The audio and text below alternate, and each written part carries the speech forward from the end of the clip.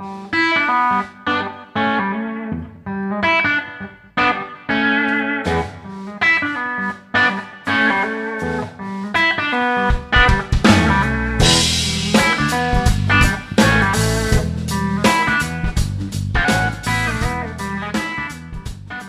I haven't been in this position for a little while.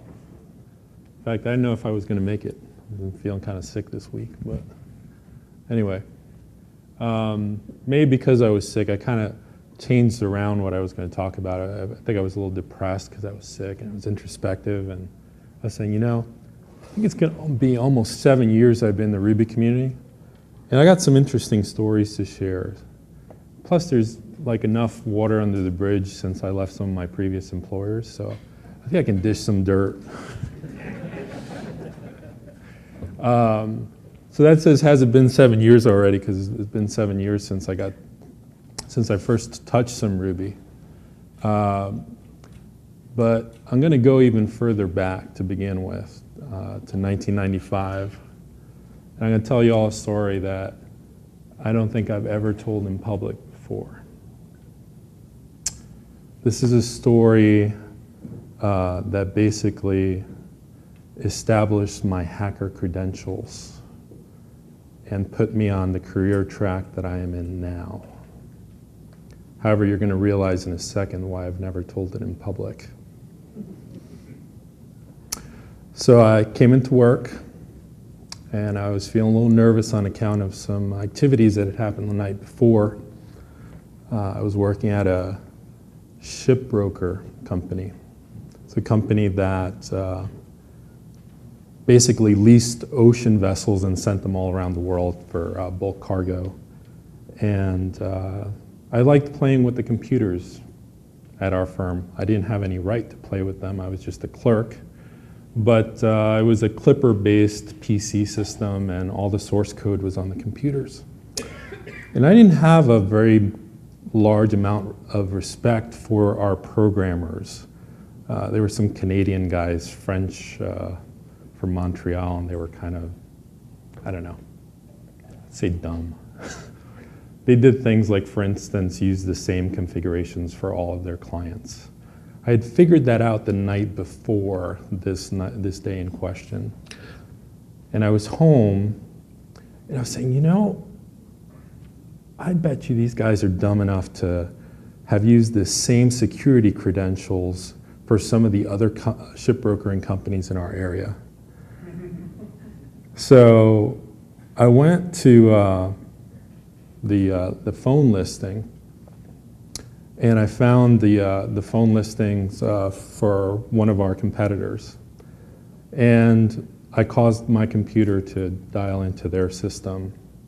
I basically found the number, dialed into it, connected, and I was right. It was the same security credentials, so I was in there, and I was like, well, this is dumb. You know, I want to report this, because basically, you got to remember, this is 1995, and this was my hero.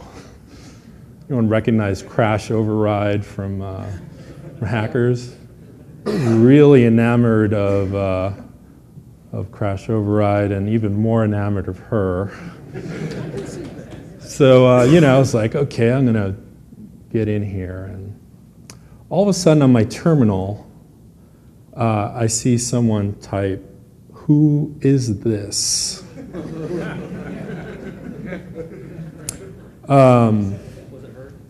It wasn't her, unfortunately. I never did find out exactly who it was, but the person that it was did have the foresight to disconnect the computer, the modem, right? And then what happened next is they plugged in a phone and they dialed *69. Now my phone rang immediately after this, and I was still kind of crapping bricks. I'll be PG. But I was sitting there, I was going, okay, crap, what do? Do I pick it up, or do I pick up and hang up? And you know, I didn't have to actually make that decision because my answering machine picked up.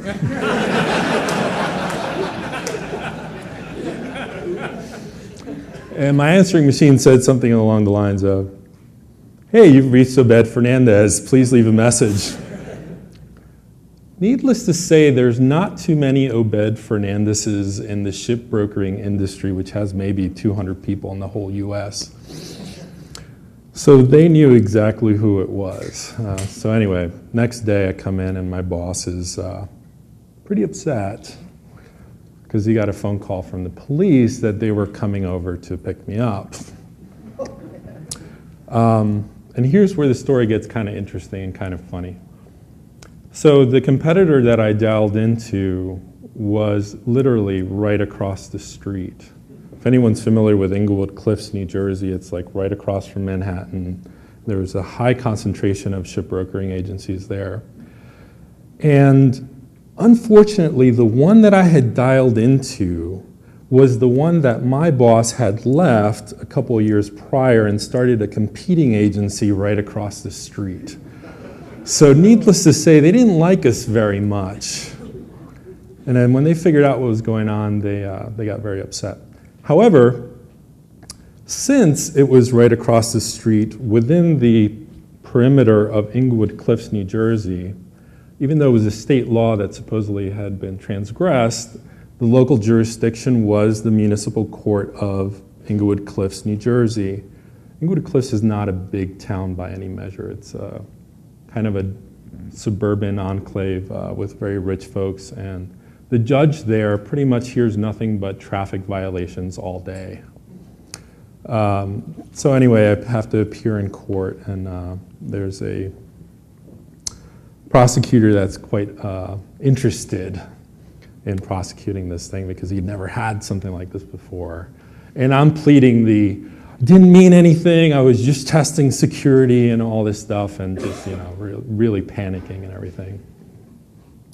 Long story short, the judge ends up throwing it out as no, he didn't throw it out. He gave me a disorderly person summons. Okay, so chastened. Go talk to my boss. My boss says, you know what? You can't work here anymore, because if you continue working here, then they're going to take that as proof that I sponsored this activity. Okay. I had just gotten married the month before that happened, and I was making $35,000 a year in that job. It's a job I had had for 3 years after high school because I didn't go to college. And my wife was a legal assistant making $7.50 an hour. This was in 1995 at pretty much the depth of the recession that was going on at that time. However, things were just starting to pick up with the dot-com boom. It was kind of like the beginning of it, right? So what ended up happening is I was out of work for quite a while. And I did electrician work at night, like replacing fixtures, did all sorts of nasty jobs, janitorial, stuff like that. But I also started a company with my friend Nate. And we started a company to do programming, and we wanted to get into web hosting, and we might have been one of the first porn companies. Ask me about that later. But we did a bunch of things. None of them ever amounted to anything, except that I learned Java. And I had a T1 connection, so I was able to do a lot of cool stuff. And by 1996, I was able to put together enough of a fake resume that I could go and pitch myself as a Java expert and get a job as a Java programmer. Now, the thing is, in 96, no one really knew what Java was, or other than it was something up and coming. And the firm that hired me didn't really know what Java was either. They just knew they wanted someone that knew it so they could add it to their list of things that we did. It was a consulting firm. So the rest is kind of history. From that point, I kind of rode the wave of the dot-com stuff coming up in 96, 97, 98, and started figuring stuff out. And let's see, where did we go next here? 2004. So a lot of time transpires between there. Around 2000, I get into XP and Agile, and I read the Pragmatic Programmer, and I start getting into cool stuff. I go to my first startup, and I get really into Java. I really love IntelliJ with all my heart, and I'm big on JRoller. I have a Java blog and all this stuff. In 2004, I get my first taste of Ruby, and this is what my first taste of Ruby looks like. This is just a random snippet of the Win32 tools as they were back then. This is for forking on Win32 machines. This wasn't the worst of it, actually. The worst of it was that we were actually in the C code, like trying to figure out what that did. I see some people kind of laughing back there. You probably know what I'm talking about. Because forking doesn't really work for Ruby on Windows, because Windows doesn't really have a forking model that works. The problem was that the context that this happened in. So I was on a project with someone named Aslak Halasoy, so some of you might recognize that name. And he had a product called Damage Control. And Damage Control was a continuous build server patterned after Cruise Control, which some of you probably have heard of. Damage Control was written in Ruby as a clone of Cruise Control, and we were running it as our main continuous integration server on a project for one of the top 3 automakers, on a project that was running late, on a project that if we delivered late, that said automaker would get fined $1 million a day by the EPA. So we were under considerable time pressure. And damage control relied on forking working properly. So every few hours, the Windows NT box that ran our continuous build would freeze up. And then me and Aslak would go and try to debug it, and there'd be a lot of cursing involved and gnashing of teeth and stuff. And pretty much I ended up with the impression that, man, Ruby really sucks. I mean, it's just the most horrible thing ever. Also, no syntax highlighting, like, what, because back then we were working just in like TextMate. Aslak didn't really know what he was doing either, so. Anyway, 2004, I totally hate Ruby. I don't know why anyone in their right mind would do it. 2005, everything kind of changes. So Rails comes out, a lot of people start blogging about how great Rails is. And I've been a web guy for a long time. So I've had my share at this point of doing stuff with J2EE and struts and so on and so forth. So I go, all right, for web stuff, maybe this is kind of interesting. And I happen to be, at this point, working at a company called John Deere, which I'm sure you've heard of. Turns out Deere has a lot of software assets. And one of the software assets that they have is for traceability. So basically, if a terrorist puts poison in some batch of wheat in a factory somewhere, that we can figure out, which loaves of bread to pull off your local Walmart. So it's a pretty cool project. What I'm showing you here is probably some of the first Rails work in the world that was paid for by a big Fortune 100 company. What this is basically an app that I wrote to generate sample data. So I wasn't allowed to use Rails for our production app. We had to write that in struts. However, our integration point was with another team, and they weren't providing us any good sample data. So we were kind of having to make it up on our own. And we were having to make up this like big kind of esoteric XML stuff, and it was horribly mind-breaking. I said, there's got to be a better way for this. So I said, all right, let me hack something together and make it fun. So I created basically a bakery simulation. That's kind of what you saw here. So when you were playing this game, which basically I gave the project manager to play with, I said he would take delivery of oil and flour and other ingredients and stuff, and it would, using CSS, position the text onto the packing slip so it looked like a real order, and then he would push save on that and all the next thing. And as he's playing this game, pretending he's a bakery, manager, it's generating a bunch of XML and pushing it to our app to test it. Well, this impressed a bunch of people at Deere, and on one of the walkthroughs from the senior VP levels, they come through, and they take a look at this. It turns out that this kind of looks like a bakery management app. And what that French team that was supposed to be pushing the data to us, they'd been working on a bakery management app for like 3 years. So they took a look at this and went, sacre bleu. No, they weren't French. But they said, this is so much better than what the French have written so far. How long has this taken you? And I went, it took me like 4 to 5 hours, and half of that was finding the right pictures on Google Images. So they said, how did you do this? I said, well, you see, there's this thing called Rails and this language called Ruby, which this guy won't let me use. No, I think I was pretty much more diplomatic about it, but I said, there's this new technology that's out here. And they said, why aren't we using it? And so on and so forth.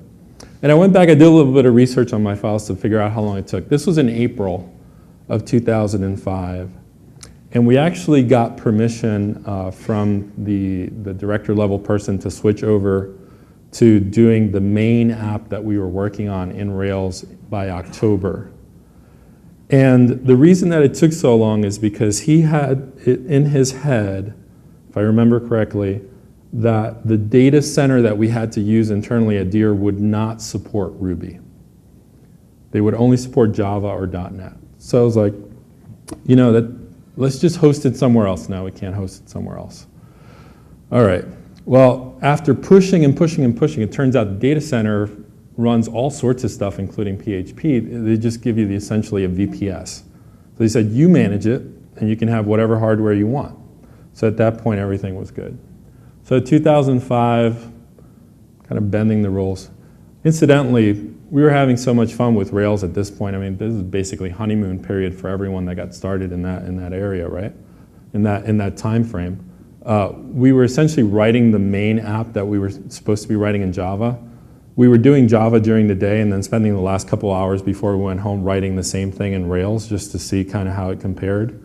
So when we finally got permission to switch over to Rails, we were like, okay, done. I think we had it already. So 2006, had an interesting project. It was kind of a hack also. I got sent to Chicago to work on this hardware kiosk problem. And when I get there, it turns out that it's a jukebox that they're building.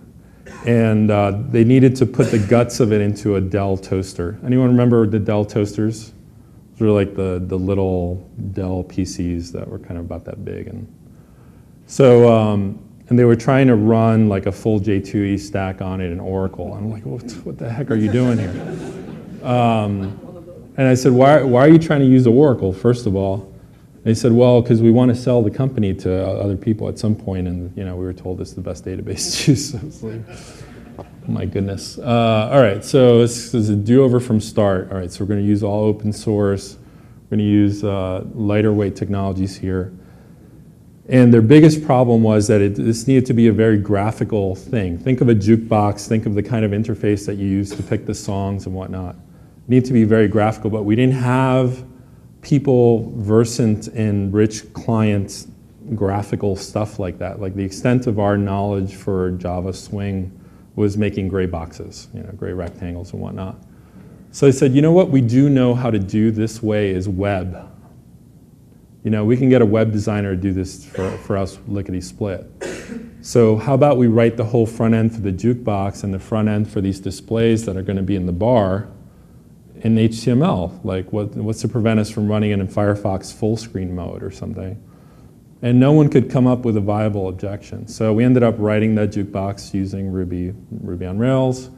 It turned out that using Ruby was a really great decision as far as it came to interfacing to the coin collector, the bill validator, and all those things, because they had C libraries, and they were really easy to bind to with Ruby. So that was the jukebox.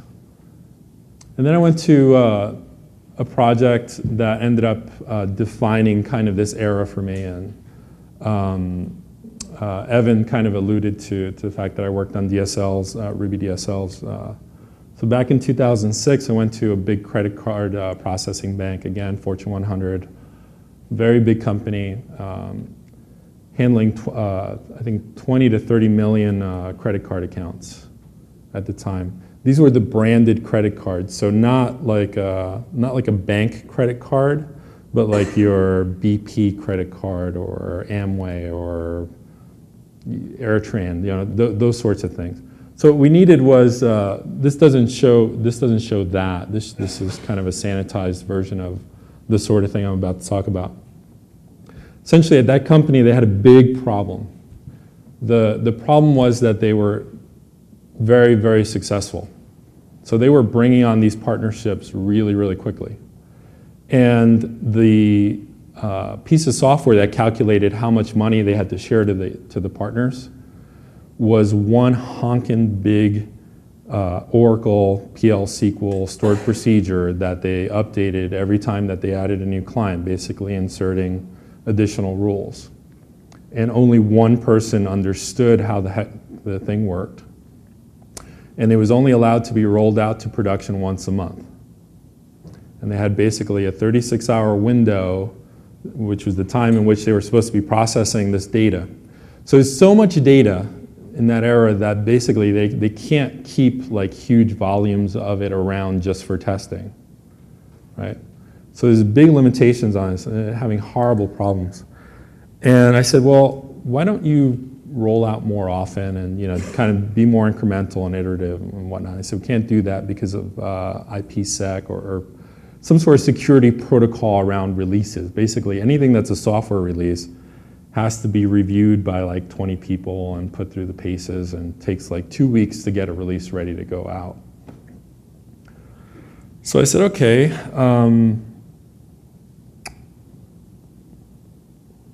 let's put the Ruby in the database, then it's data. Doesn't have to be reviewed then, right? And there was some discussion about that, and as happens in enterprise-y kind of scenarios, the people in one department are usually kind of at odds and don't mind getting one over on the people in the other department. So they said, you know what? Yeah, data doesn't have to be checked at all. Data can be pushed out to production anytime.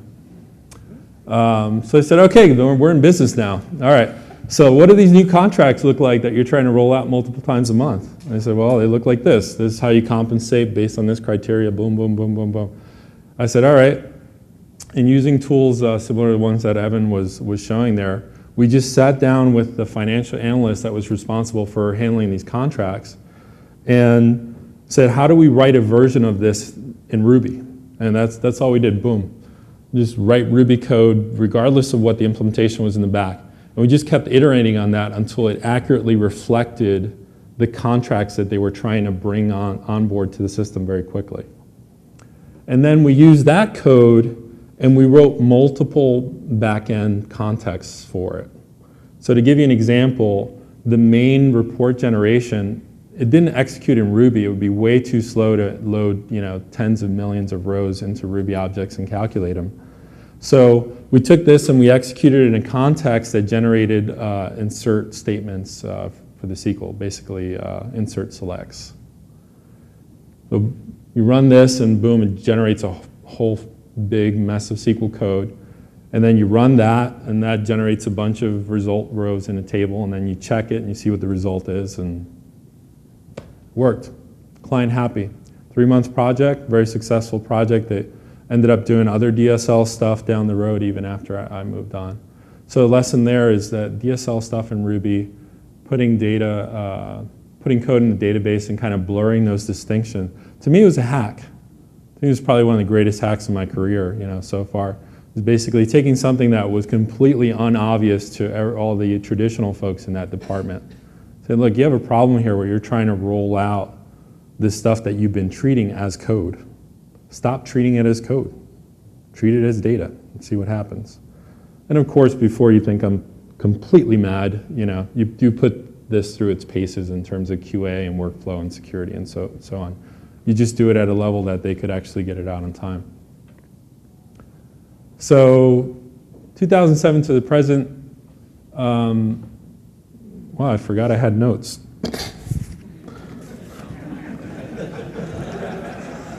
Now I got to start over, sorry. So the Jukebox project, the bank, 2007 to present. Not much stories I can share right now. Oh, okay. Well, I got plenty of lessons learned, though. Well, let's start with this. So 2007 to the present. right around 2007, I posted this on my blog. And this was kind of my optimistic hope of the way, it says Ruby on Rails, but you could treat, you could treat it as Ruby there. Would we avoid the trough of disillusionment? Everyone familiar with this kind of graph? Basically charts the adoption of a technology. In the beginning, the technology seems like it's God's, gift to the world, and it's going to solve, the Middle East and everything. And then trough of disillusionment, turns out it's actually not that good, and a bunch of critics pile on, and then it kind of rebounds a little bit and kind of finds its equilibrium. Who thinks that Ruby and Ruby on Rails went through a trough of disillusionment? That's not too many people. I tend to agree with you. Maybe you all just came in very recently, but even despite the fact that we got a lot of pushback in those years that I was just talking about from folks that represented the status quo and that were threatened by the change, I didn't feel like we saw too many downsides.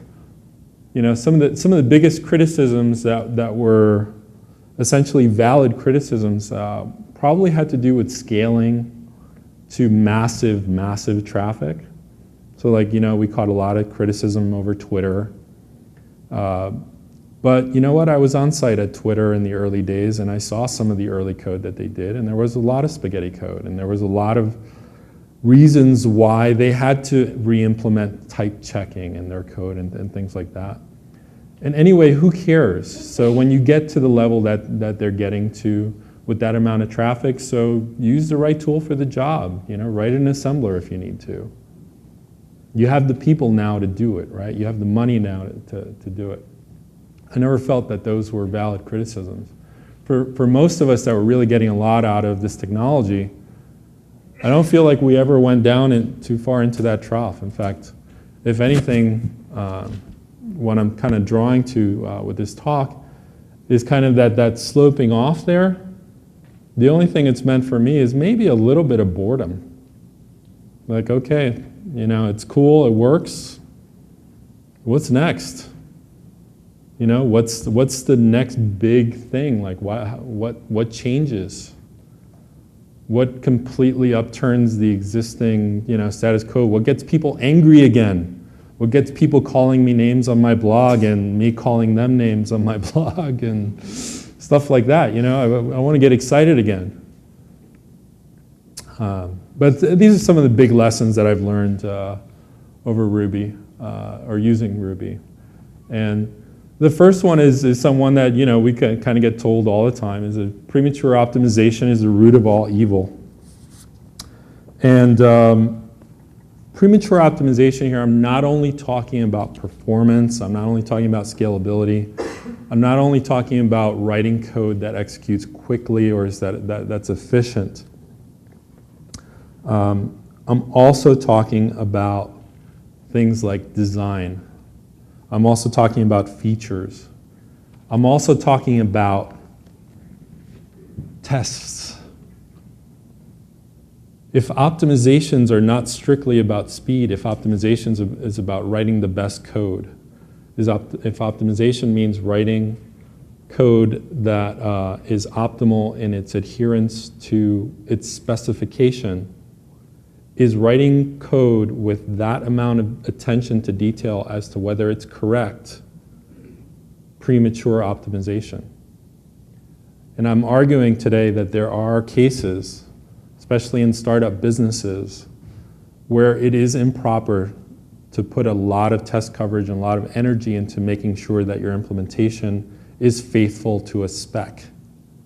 I consider it a premature optimization. The reason is that you haven't proven that you need that code yet. That code may very well be thrown out next week. Might get thrown out tomorrow. Might get thrown out as soon as you actually put that code in front of a customer or an end user. So one of the things that I've learned, and it falls under this banner, is basically that there is such a thing as too much discipline. There is such a thing as too much dogmatism when it comes to things like DDD and BDD and adherence to those kinds of practices. You can't be dogmatic. You have to look at the situation that you're under. Now, don't take away from this. Obie says not to test. That's not what this is about at all. What I'm arguing for is a reasonable, rational stance. So, for instance, there's cases in which you're dealing with a legitimately complicated domain. You sit down at your keyboard, hopefully with your pair. I'm still a fan of pair programming. And you look at the problem that you're going to solve and you say, you know what, we don't know how we're going to approach that. You know what, TDD is a design tool in that instance. Beautiful, works really, really well. Go ahead and write some specs and drive out a design. Emergent design is a wonderful thing. However, when you've been doing this stuff for 7 years and you're working on kind of what Joel Spolsky, the way he defines social media, right, is like putting some data into a box so that some other person can read that data out of the box, or something like that. I'm sure I massacred it. But that's basically what a lot of us do, right? We write these apps, there's basically data collection, and there's not too many application patterns that come into play with them. We've seen it all, we've done it all. Half of these things we can bang out in 10 minutes, and if we try to get every single edge case covered, and if we try to get every single thing that could possibly go wrong covered, it's going to take 10 times longer to do it. I don't care how good you are at TDD. I don't care how good you are at doing it all the time. If you try to achieve 100% coverage for everything that you do, especially at an early stage startup like that, you're going to be wasting time in my book. Because that stuff is not out in front of a user. So what I'm actually advocating is to get your minimum viable product. By that I mean like the product that you can actually start testing, get that out as quickly as possible. Do whatever you have to do. Use your existing knowledge. And then you do this. I'm going to skip that. I'm going to skip that too. How am I doing on time, Jim? Yeah, as much as you want. Huh? Yeah, as much time as you want. As much time as I want. All right. Well, I'm not going to skip that then. So just put that thought on hold for a second. So here's one of the things that I wanted to tie into that thought about the code and TDD. And actually, this one I will tie into a story. So I started my current company kind of like for real, started working on it in the spring. And my first partner and I got down to work, and we started writing a lot of code. And we were both pretty adamant about doing this the right way. Remember, I was just coming out of HashRocket. HashRocket's very, very strict about TDD, about test coverage, all this stuff. In fact, my partner, she'd like to kind of egg me on about this and saying, well, of course you're going to do it the right way, right? Yes, we're going to do it the right way. So we did a lot of what I would say high discipline code. You know what? We didn't pay attention to the design. We really didn't know what we were doing with the design, and that was a mistake. I ended up burning 2 months working on code, getting a very well-tested, bulletproof app that was worthless because it wasn't something that was good enough to put in front of users, and it didn't have the right functionality that they were going to end up needing for me to test my assumptions. So basically 2 months later, I had to start all over. The big thing that changed 2 or 3 months later is I got a designer. And I found this quote from Paul Graham, and I thought it was perfectly appropriate. He's basically saying that in that famous project that they did in Lisp at ViaWeb, it took them 2 years to implement proper credit card transactions. For those first 2 years, they would just phone them in or something because they understood that it was about graphic design. And when you're talking about web apps, I got to tell you now, as a web entrepreneur, someone that's working on a product, that is what matters. What matters is that it's beautiful. You put something beautiful in front of customers, they want it. You put something beautiful in front of investors, they want it. It doesn't really matter if it's spaghetti code in the back. But you know what the thing is? If you get customers, if you get investors, you get money, which means you can afford to do it the right way based on the stuff that you learn. So it's very, very dangerous, in my opinion. If you want to succeed, it's very dangerous to start out with a high discipline mindset that we're going to get everything completely correct right off the bat. Here's an example of not prematurely optimizing something. It'll take me a couple steps to describe it, but this is a super admin screen on my current app called Do Props. And on my app, you earn karma as a user for doing stuff. And the way that I've implemented the mechanic of earning karma is that kind of in an aspect-oriented way, I can apply arbitrary Ruby code to any action on the site. And the way that this works is basically like every controller action, because it's on application controller, has an after filter that says, hey, look for a karma definition for this for an HTTP method, a controller name, and an action name. And if you find it, instance eval it. And I know that there are certain people that would say, you are potentially instance evaling something on every action of your app. Isn't that nuts for scaling? And I go, no, that's not nuts. That's brilliant. You know, this is, because that means I can alter the behavior of my app, you know, pretty much anytime I want. If I decide that, hey, users are earning too much karma right now, maybe it shouldn't last 2 weeks, it should last a week. Go and change it. I do this all the time. Basically, anything that I'm not sure of how I want it to work, I go in and apply it at runtime, and I use things like querying for particular controller name, action name, and instance evaluating things. There's something up there called guiders. Unfortunately, I didn't take a screenshot of it. But a guider is a little JavaScript pop-up that you use to kind of do interactive tutorial. So basically, you can put guiders anywhere on your site, and you can anchor them to different elements. What I figured out right away is that having to put these in the code and deploying them was super annoying, especially if you want to put them in at different times. So I did essentially the same thing, except this one truly does run on every action that you show a page, and it executes an expression to see if it should show a guider. And if it does, it throws JavaScript into the page. Okay. So testing all assumptions, and we're kind of getting to the end here. This is where my head's at right now. This has to do with lean startup philosophies. So if you want to do further research on what I'm going to be talking about here in a second, look up lean startup, look up Hinton Shah, check out his toolkit metrics, because I think this is the wave of the future. I think this is where stuff is going to get really exciting. Every time we're doing anything in software development, anytime we're sitting down, we're operating on assumptions. So take a particular feature, feature X. So a product manager or the entrepreneur or whoever's in charge says, hey, I think we should do this. We should add this widget to the screen. There's an assumption there, and we all need to start thinking about and asking that question, what is the assumption there? Identify it. Okay, the assumption is if we put widget X there, something's going to happen. What are you looking to happen? Okay, well, I'm looking for our rate of engagement to go up. Okay, that's very nice. Specifically, how do we quantify a rate of engagement? Well, one of the ways that you can begin to do things like quantifying rates of engagement is to have detailed application metrics.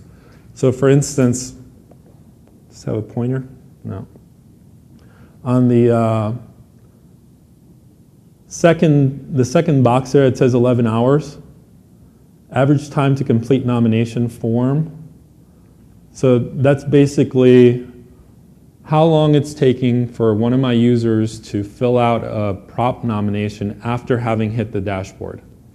So I keep track of the time when they look at the dashboard, and then I look at the time when they actually submit a prop.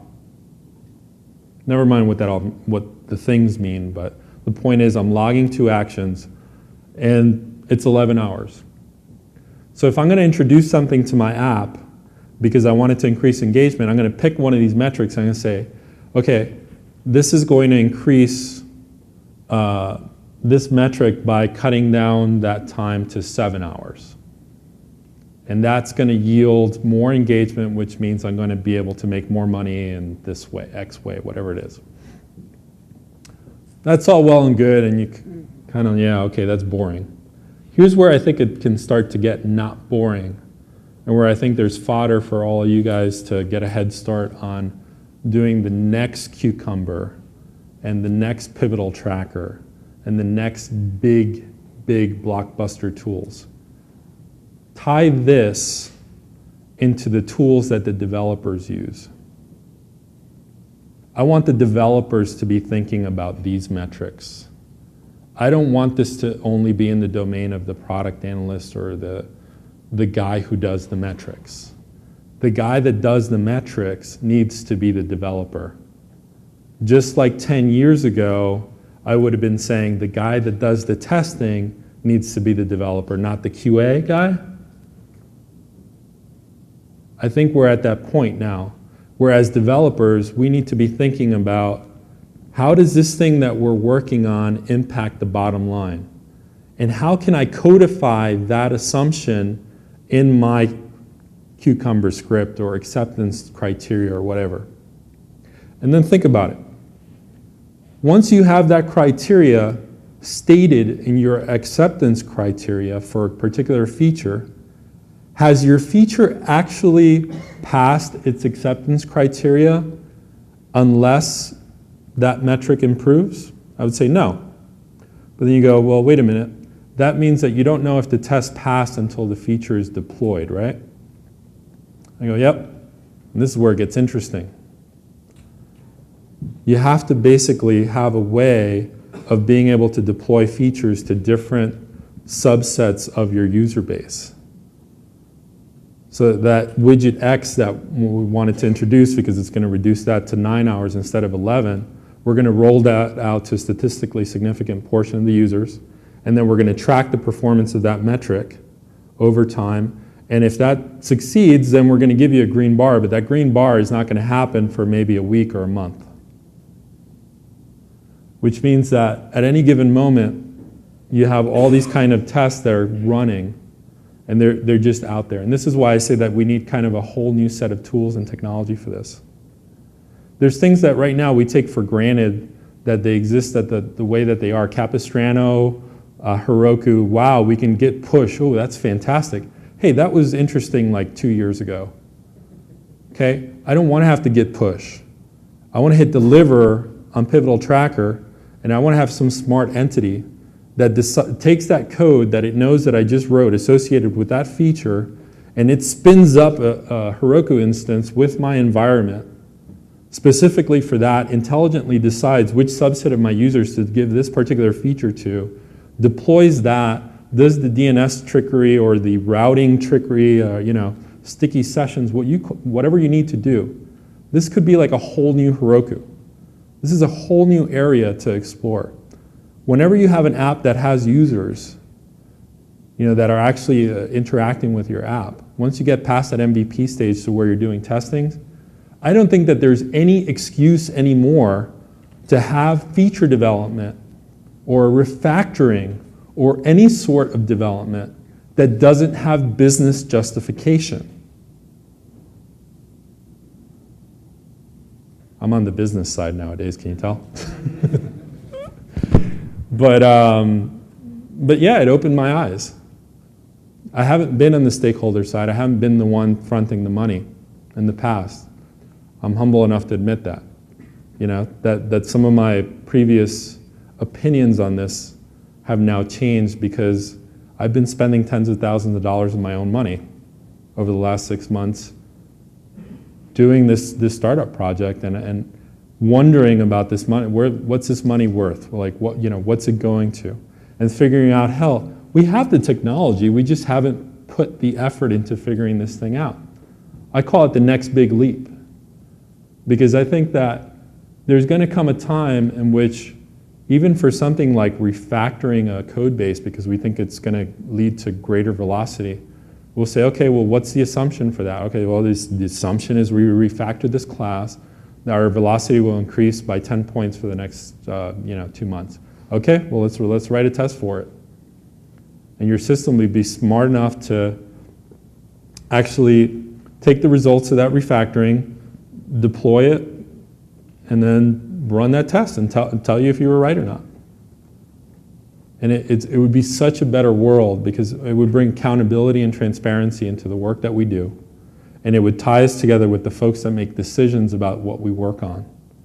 It would tie us together to their bottom line, which is always what ends up influencing the work that we do. So anyway, keep hacking. That's my message to you guys.